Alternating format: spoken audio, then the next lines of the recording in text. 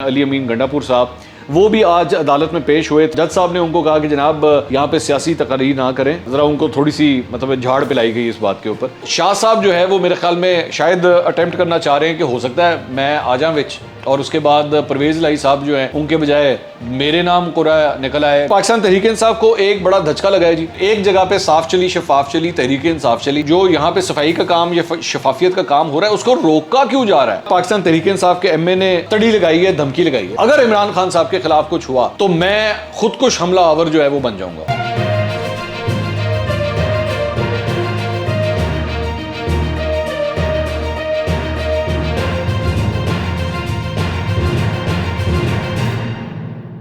अस्सलाम वालेकुम नाज़रीन, मैं हूं मंसूर अली खान। अपने YouTube चैनल के ऊपर आपको खुश आमदीद कहूँगा। सबसे पहले आपसे दरख्वास्त के चैनल को सब्सक्राइब करना मत भूलिएगा और बेल आइकन ज़रूर प्रेस कीजिएगा। नाज़रीन, आज ख़बरों का पूरा एक अंबार है जो मैं आपके सामने रखने जा रहा हूँ। काफ़ी छोटी छोटी मुख्तलिफ ख़बरें हैं, लेकिन एक बड़ी हैरान कुन परेशान कुन ख़बर भी है जो मैं वीलॉग के आगे जाके मैं आपके साथ शेयर करूँगा। और इससे आपको अंदाज़ा होगा कि हमारे यहाँ पर जो सियासत है वो किस हद तक कल्ट फॉलोइंग के अंदर तब्दील होती जा रही है। मैं डिटेल से उसके बारे में बात करता हूँ। सबसे पहले जी ज़रा इस्लामाबाद के बारे में बात करते हैं। कौमी असम्बली के हवाले से, कौमी असम्बली में आज स्पीकर साहब ने जो है वो बुलाया हुआ था अपने ये पाकिस्तान तहरीक इंसाफ के जो एमएनएज़ हैं उनके इस्तीफ़ों की तस्दीक के लिए। कोई बंदा नहीं गया, कोई भी बंदा वहाँ पे नहीं किया। कल तो वैसे हम इसके बारे में वीलॉग में बात भी कर चुके थे कि इन लोगों ने कल ही अनाउंस कर दिया था जी कोई भी नहीं जाएगा।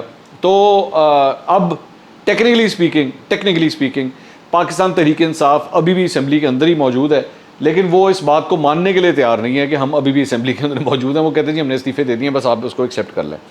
तो एक तो इस सिलसिले में ये डेवलपमेंट है। मैं इसके बारे में वैसे पिछले वीलॉग में आपको बड़ा तफसील से मैं बता चुका हूँ कि इनका इरादा जो है वो यही है कि अगर कल को हमें वापस जाना पड़ा तो हम जो है वो वापस इस सिलसिले में चले भी जाएँ। तो एक तो इस सिलसिले में ये अपडेट है।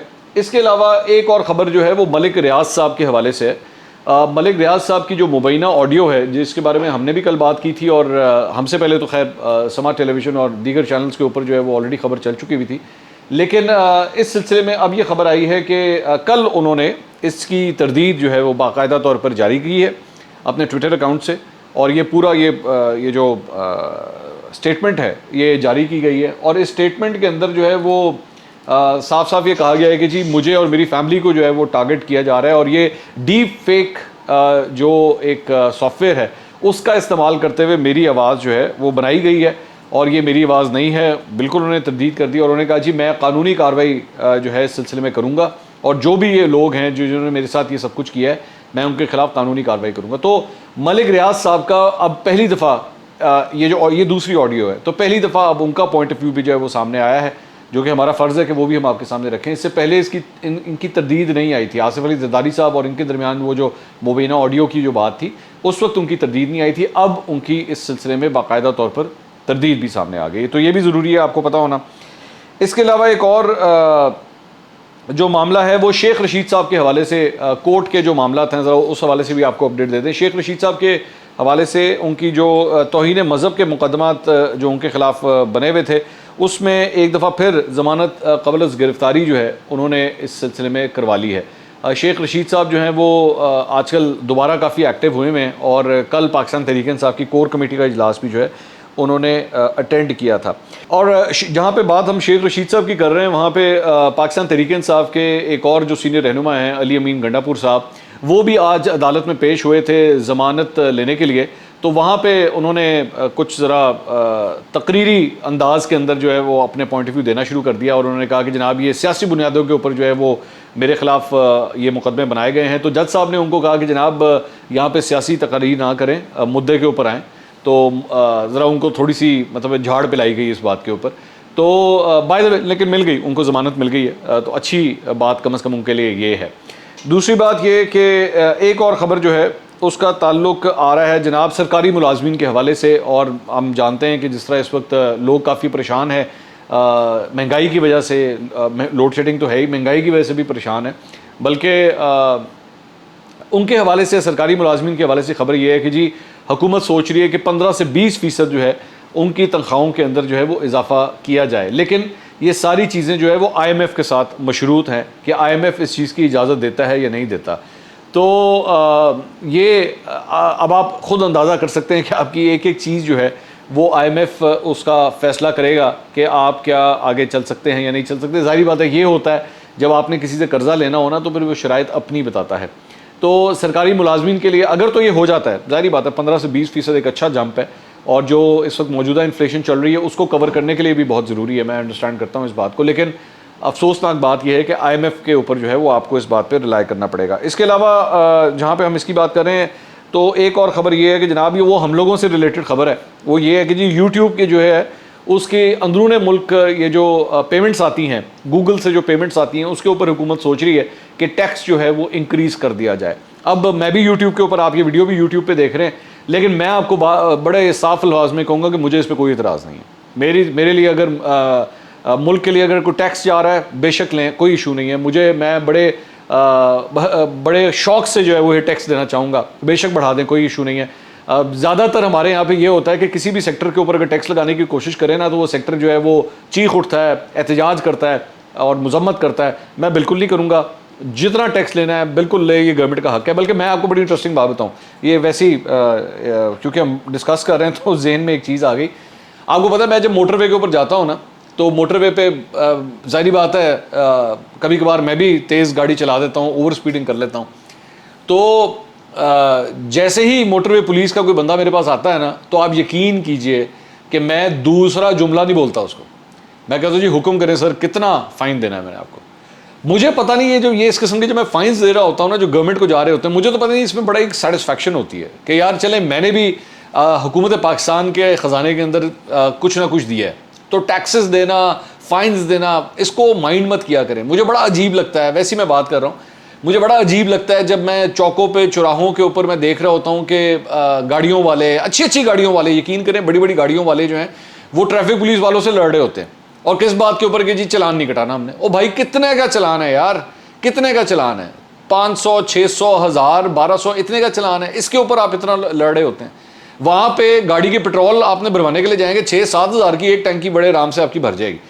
लेकिन यहाँ पे जो गवर्नमेंट के पास, उनके कॉफर्स के अंदर जो पैसा जा रहा है वो देने के लिए जो है वो इतना तड़पते हैं। तो कोई मसला नहीं, बिल्कुल अच्छी बात है। अगर हुकूमत समझती है कि उसे टैक्स बढ़ाना चाहिए तो बेशक बढ़ा दें, अच्छी बात है। इसके अलावा जहाँ पे हम इकॉनमी के बारे में बात करें, तो आपको ये भी खबर दे दें कि जो बजट इजलास है वो आज से शुरू हो रहा है कौमी असम्बली का, और 10 तारीख को जो है बताया जा रहा है कि 10 तारीख को यानी जुमे वाले दिन जो है वो बजट पेश किया जाएगा। अब देखते हैं ये बजट जो है वो हमारे लिए क्या खबरें लेकर आता है, क्योंकि जाहिर बात है पूरे पाकिस्तान की खबरें ख़ास तौर पे इस बजट के ऊपर बिल्कुल होंगी। इम्पॉर्टेंट बात यह है कि मुस्लिम लीग नून जो है वो इस बजट के बाद अपने सबसे बड़े इम्तिहान जुलाई के अंदर जो है वो ज़िमनी इंतखाबात के अंदर भी जारी है। तो लोड शेडिंग का ये मसला और ख़ास तौर पे महंगाई का जो इशू बजट के अंदर, इसके लिए वो लोग क्या एलोकेशंस करते हैं, ये देखने वाली चीज़ होगी। अच्छा जी, इसके अलावा एक और ख़बर जो है वो शाह महमूद कुरैशी साहब के हवाले से है।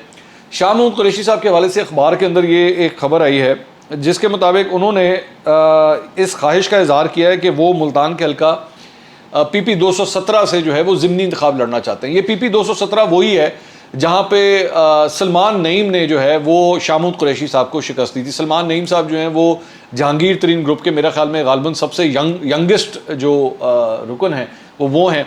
तो सलमान नईम साहब को जहांगीर तरीन साहब की सपोर्ट हासिल थी। 2018 के इलेक्शन में सलमान नईम जो हैं उनको जहांगीर तरीन साहब ने फुली सपोर्ट किया था और वो शाह महमूद कुरैशी को हराने में कामयाब हो गए थे। बहुत बड़ा धचका लगा था, पूरे पॉलिटिकल स्पेक्ट्रम के ऊपर जो है वो काफ़ी इसको डिस्कस किया गया था कि इतना कदावर लीडर, मतलब शाह महमूद कुरैशी जो साबिक फॉरेन मिनिस्टर रह चुका हुआ है और उस वक्त अभी भी बल्कि पाकिस्तान तहरीक इंसाफ के एक सीनियर रहनुमा है, तो वो एक बच्चे से हार गए। उस वक्त सलमान नईम और भी यंग थे, जाहिर बात है, तो एक वो बच्चे से हार गए। तो अब जो है वो दोबारा कंटेस्ट करने लगे हैं और दोबारा उनका उसी बच्चे, अब बच्चा तो नहीं, खैर वो तो भाई है, पूरा बंदा पूरा बड़ा हो गया है वो, तो उसके साथ ही दोबारा अब इनका इलेक्शन होने जा रहा है। शाह महमूद कुरैशी साहब ने बाकायदा तौर पर गालिबन अभी तक इसका अनाउंसमेंट तो नहीं किया, लेकिन अखबार के अंदर ये खबर आई है, ये भी आपको बताना ज़रूरी है। इसके अलावा ये जो इनको आप जाहिर बात आप सवाल करेंगे भाई वो तो ऑलरेडी एक MNA है, तो इसके हवाले से खबर ये है कि स्पीकर साहब के पास जो बातें चल रही हैं उसमें 3-4 नाम जो डिस्कस किए जा रहे हैं कि जनाब उनके इस्तीफ़े तो कम से कम एक्सेप्ट कर लेने। उसमें इमरान खान साहब हैं, उसमें कासिम सूरी हैं, उसके अंदर शाह महमूद कुरैशी हैं, शीरी मज़ारी हैं, फवाद चौधरी हैं, इन लोगों के इस्तीफ़े शायद वैसे ही एक्सेप्ट हो जाए। तो शाह साहब जो है वो मेरे ख्याल में शायद अटेम्प्ट करना चाह रहे हैं कि हो सकता है मैं आ जाऊँ विच, और उसके बाद परवेज़ लाई साहब जो हैं उनके बजाय मेरे नाम को निकल आए कि अगर पीटीआई ये 20 सीटों में से चंद सीटें निकालने में कामयाब हो जाती है और पाकिस्तान तहरीक इंसाफ के पास बर्तरी हो जाती है तो मैं वज़ीर आला बन जाऊँ। तो इसलिए भी हो सकता है कि शाह साहब जो हैं वो इस वक्त सोच रहे हों ये यहाँ से इलेक्शन लड़ना। लेकिन एक बड़ी इंपॉर्टेंट बात है, एक तो सलमान नईम लास्ट टाइम जो है वो आज़ाद हैसियत में इलेक्शन लड़े थे और जीतने के बाद पाकिस्तान तहरीक इंसाफ में शामिल हुए थे, लेकिन इस बार उनको शेर का निशान दिया जा रहा है। वो नून लीग के जो है ना वो निशान के ऊपर ये इलेक्शन लड़ेंगे। तो इस बार भी अगर शाह महमूद कुरैशी साहब हार गए तो क्या होगा? तो बड़ी एम्बैरेसिंग सिचुएशन हो सकती है। तो पता नहीं शाह साहब जो है वो क्या फ़ैसला करते हैं इस सिलसिले में। अच्छा जी, इसके अलावा जहाँ पे हम इलेक्शंस की बात कर रहे हैं वहाँ पे एक और रिलेटेड खबर जो आई है वो है PP 158 लाहौर का जो हल्का है, ये अलीम खान साहब का जो हल्का है वो सीट भी खाली हुई है, वहाँ पे भी ज़िमनी इंतखाब होने जा रहा है। तो वहाँ पे ये खबर आई थी कि शोएब सिद्दीकी साहब जो हैं, जो अलीम खान साहब के बड़े करीबी हैं, वो ये ज़िमनी इंतखाब शायद लड़ेंगे।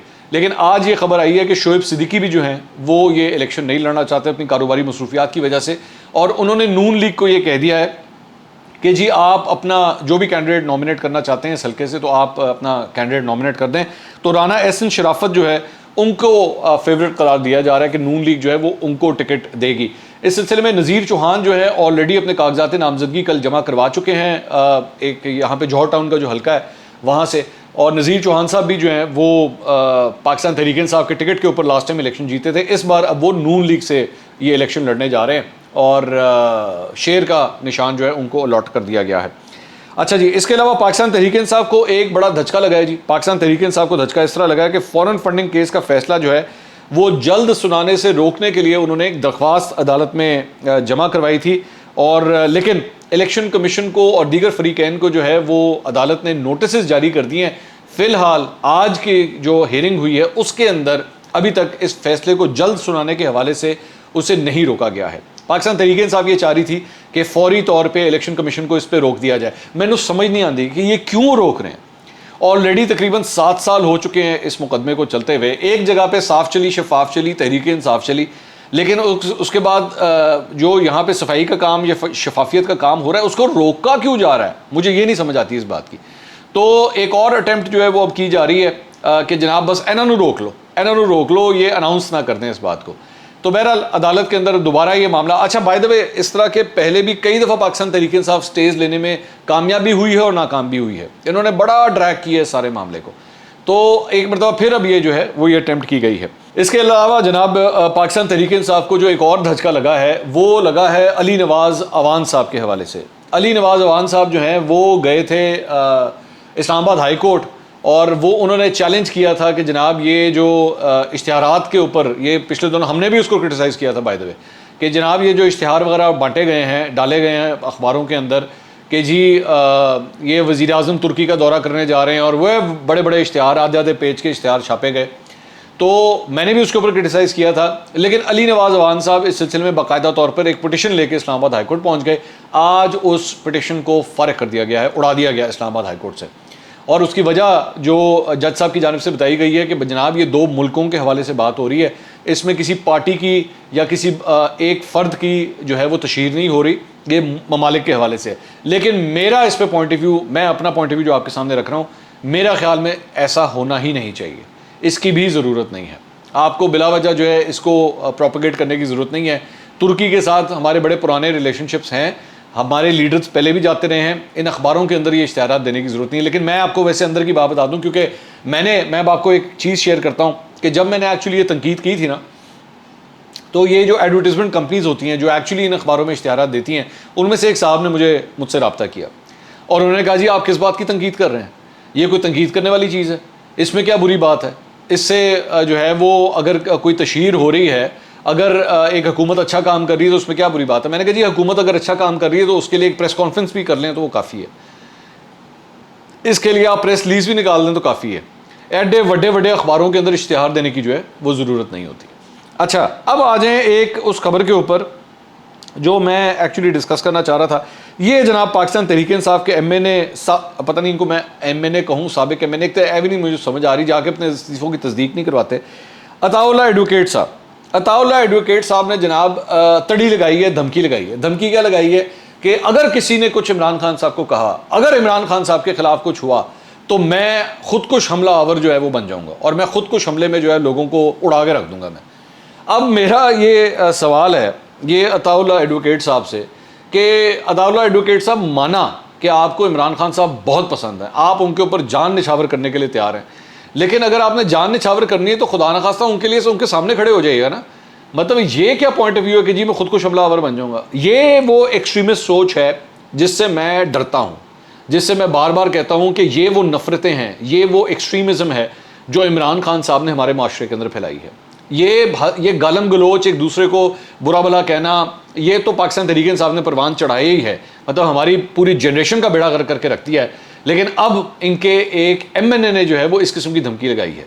अब आप सिर्फ अंदाज़ा लगाइए कि जब ये सारी इस किस्म की चीज़ें जो हैं वो पूरी दुनिया के अंदर सुनी जाएंगी कि जनाब ये जो इमरान खान साहब की जमात का एक अदद पार्लियामेंटेरियन है वो ऐसी सोच रखता है, तो जो शख्स ऐसी सोच रखता हो आप उससे मुज़ाकरात क्या कर सकते हैं? शहबाज शरीफ साहब ने कल ये बात कही थी जी तमाम स्टेक होल्डर्स के साथ जो है वो गुफ्तगू होनी चाहिए। तो एज स्टेक होल्डर देख लो, ये स्टेक होल्डर जो है ना उसके दिमाग में ये चीज़ें चल रही हैं कि जी जे किसी ने कुछ इमरान खान को कहा तो मैं खुद कुछ धमाके से अपने आप को उड़ा लूँगा और मैं खुद कुछ हमलावर बन जाऊँगा। तो आप सिर्फ अंदाज़ा लगाइए कि किस किस्म के और ऐसे लोग, आप अंदाज़ा कीजिए कि ऐसे लोग हमारी पार्लियामेंट में पहुँचने में कामयाब हो जाते हैं। इन लोगों की कोई ब्रेन चेकिंग नहीं होती, इनके कोई पर्सनालिटी एनालिसिस नहीं किए जाते, बस मतलब, और मैं ये पार्टियों को मैं जिम्मेदार ठहराऊँगा इसमें।